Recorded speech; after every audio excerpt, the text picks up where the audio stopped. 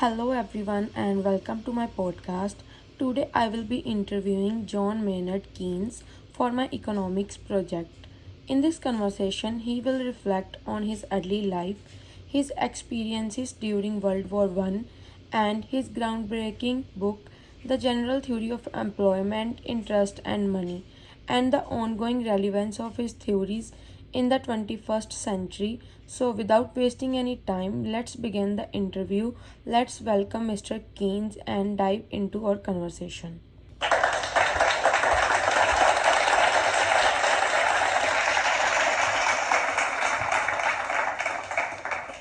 Good afternoon, Mr. Keynes. It is an honor to speak with one of the most influential economists in the history.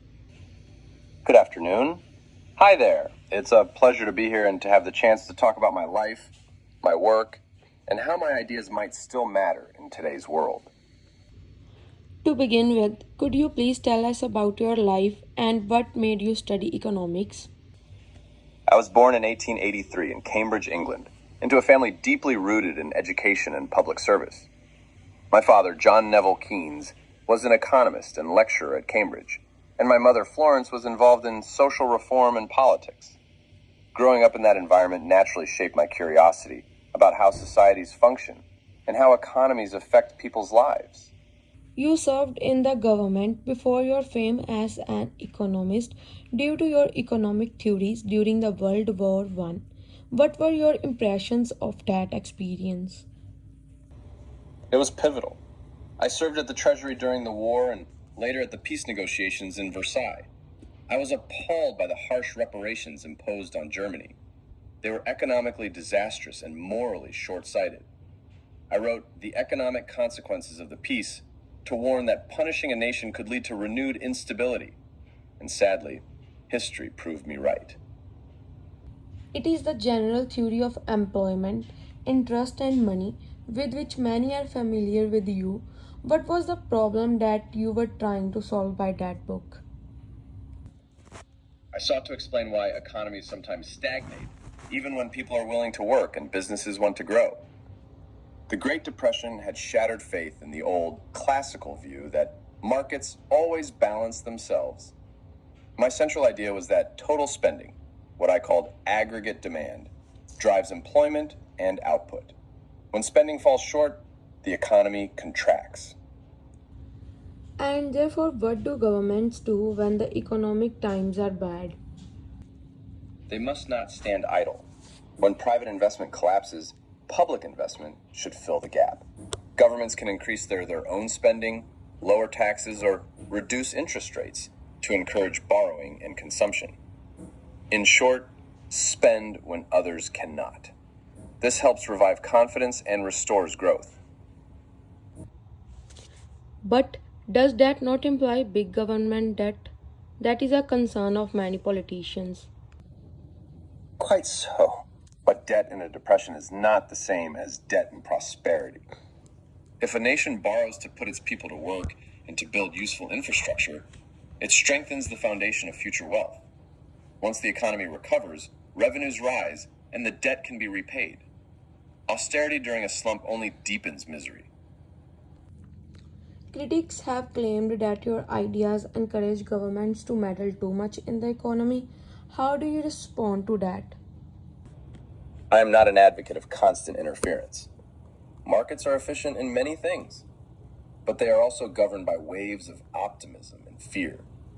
My proposal is never to replace the market, but to stabilize it when it falters.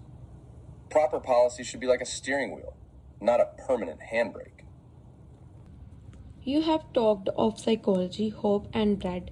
Did you realize the emotional aspect of economics early enough?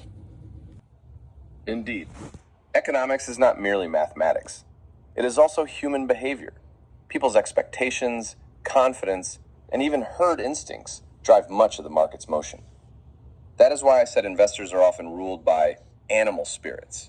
Ignoring those emotions makes theory elegant, but useless. In context, the current global fluctuation, inflation, and recessions, how do you think your theories apply? The principles remain the same. When economies slow, Governments must act swiftly to support demand and employment. In times of inflation, restraint and balance are needed. The art of policy lies in knowing when to press the accelerator and when to ease it. My ideas were never dogma. They were meant as tools for judgment. You also discussed the difference between the long and the short terms. Could you comment on your well known statement, "In the long run, we are all dead"? Ah, yes. It was not meant as cynicism, but as realism. Economists often comfort themselves by saying that markets will eventually correct. But if people are starving or jobless today, eventually is no comfort. Policymakers must act in the short run to prevent needless suffering in the long run. What do you believe to be the biggest misconception that people have about you and your work? Some imagine I favored endless government spending. Not at all. My approach was flexible. Expand in bad times, contract in good. What I resisted was the rigid belief that doing nothing was ever virtuous. Economics should serve humanity, not abstract equations. Finally, Mr. Keynes, what legacy do you hope to leave for future generations? I hope people remember that economies are human creations. We can shape them to promote employment, fairness, and stability. My wish was always for a society that uses wealth wisely, to enrich not only the few, but the lives of all. As I once wrote, the difficulty lies not so much in developing new ideas as in escaping from old ones. Thank you, Mr. Keynes. Even today, your observations are extremely relevant. Thank you. I trust your generation will continue the work of understanding and improving the world's economic order. Thank you for listening my podcast with Mr. Keynes. That indeed was Deep Talk with Mr. Keynes. The lesson that I have learned is that aggregate demand is still relevant. Keynes make us remember that an economy is not a cold machine, but a product of human action, that underlying irrational psychology he termed animal spirits. In case of a loss in private confidence, the state is the sole agent capable of being large enough to intervene and stabilize the system by making strategic spending. I have found his answer on the national debt specifically informative. His view of government borrowing during a downturn was as an investment in stability in future, or mandatory and not a moral failure, which is challenging to the austerity mindset that is so popular nowadays. Finally, the discussion is clear that Keynes' economy does not entail endless expenditure, rather, it entails flexible, counter cyclical policy. That is, knowing when to step on the escalator and when to turn off. It is a strong teaching on how to find our way in our own convoluted economic future.